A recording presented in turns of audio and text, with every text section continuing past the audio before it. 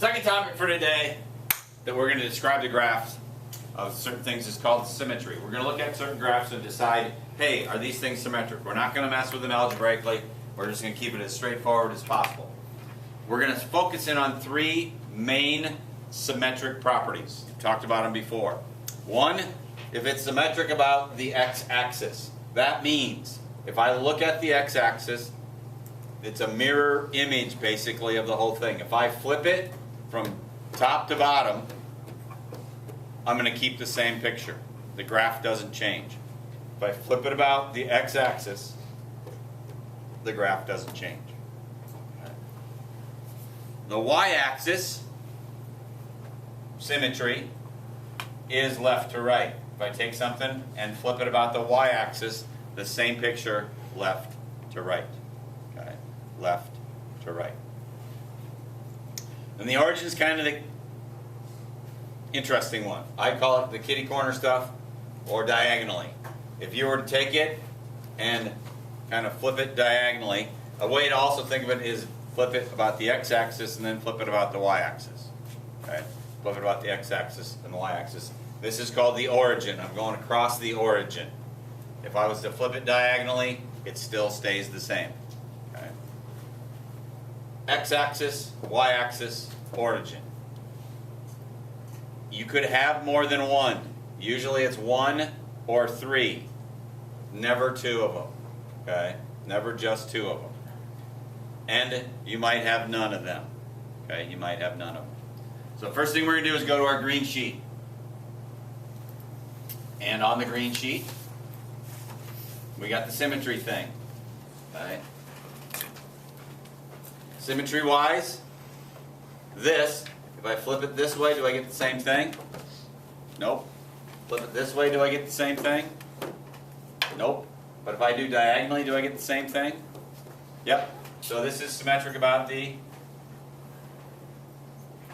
origin. Boy, that green's not very good either. Y squared, or x squared, excuse me. If I go left to right, it's going to be the same. So this is a y-axis. You can put a y-axis there. The cubic. Up and down doesn't look good. Left and right doesn't look good, but diagonally does. So this is a origin. Square root. Not good there. Not good there. Diagonally.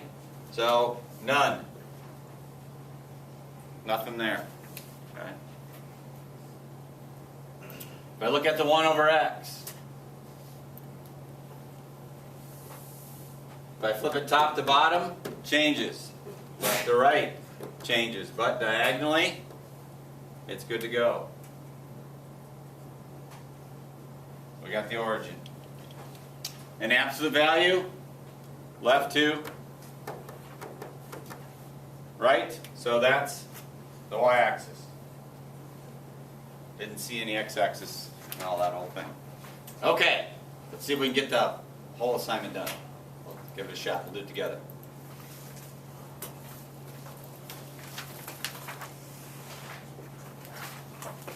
The next, 24 through 25. So looking at number 24, just graphically. Is it x-axis? Yep. Is it y-axis? If it's x and it's y, it's O. So it's all three. X, y, and O. How about 25? Up and down okay? Yep. X, left and right? Nope. So this is just x. You don't even have to check O. Because... Alright. What do you think? Origin. What do you think? X, Y, and O. It's all three. 2 more. 4 more. I promise. 28. Easy. Origin, right? 29. Origin.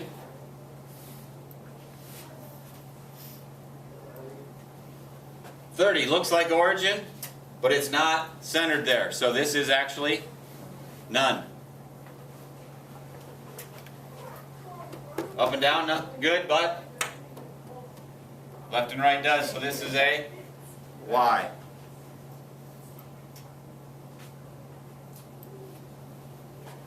Looks like it's up and down, but it's not about the x-axis. Looks like it might be left or right, but it's not about the y-axis. This is none. And this one is just a Y. Sorry to speed that up, but we got her done, so you don't have to worry about anything. Check tomorrow. We'll go through the continuity tomorrow. We got some IXLs, so don't forget some stuff.